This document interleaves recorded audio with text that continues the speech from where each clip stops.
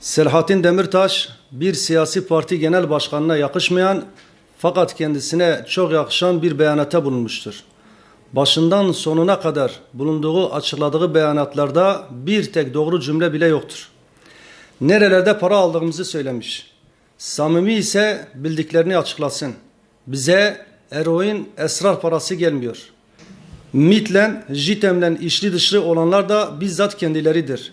40 yıldır kanla beslendiklerini söylememize bile gerek yoktur. Basına verdiği beyanata göre güya Lice esnafı bize tepki göstermiş. Daha dikkatli konuşmasını kendisine tavsiye ederiz. Hem esnaf ziyaretleri hem de partili arkadaşlarımıza yapılan vahşi saldırıların kamera görüntüleri elimizde mevcut bulunmaktadır. Bunları halkımız ile ve basın ile paylaşmaya devam ettiğimizde yalanlarını nasıl yamalayacak, kızaracak bir yüzü kalmışsa eğer bu görüntüleri seyrettiğinde söylediklerinden ve iftiralarından dolayı acaba yüzü kızaracak mı? Güya esnafa zorla bildiri dağıtmışız. Bu iddia sahipleri halkımızın zekasıyla alay etmektedirler. Bunun halkımızın zekasıyla alay anlamına geldiğini idrak edemiyorlar mı acaba? Hiç kimse halkımızı aptal yerine koyamaz. Her şey bütün gerçekliğiyle halkın gözü önüne serilecek ve yalancılar halkın içine çıkamayacak bir duruma geleceklerdir.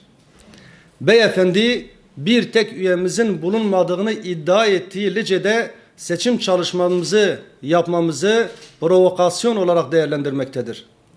Nerelerde seçim çalışması yapacağımızı, nerede teşkilat kuracağımızı ve seçim bürolarını açacağımızı acaba kendisinden mi izin almamız gerekiyor?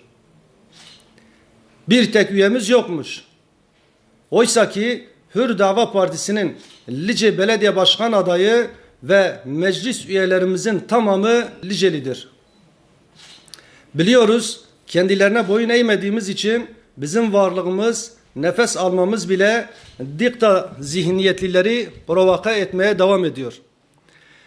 Lice Belediye Başkan adayımız ve meclis üyelerimizle beraber esnafı ziyaret etmemizden ve esnafın göstermiş olduğu teveccühten rahatsız olan, farklı bir renk görmeye tahammül edemeyen zorba çetelerin saldırıları yapmak için bir nedene ihtiyaç duymadıkları zannedilmesin. Dün akşam Van Çaldıran ilçe binamıza molotoflu saldırı yapılmıştır.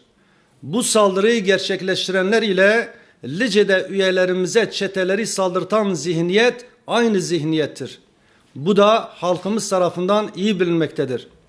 Bu vesileyle Lice'de bıçaklı, taşlı, sopalı saldırıya uğrayan ve yaralanan üyelerimize ve Çaldıran ilçe teşkilatımıza geçmiş olsun dileklerimizi iletiyoruz. Saldırganları ve yalancıları da yüzlerinin kara çıkacağı günün yakın olduğu gerçeğiyle müjdeliyoruz.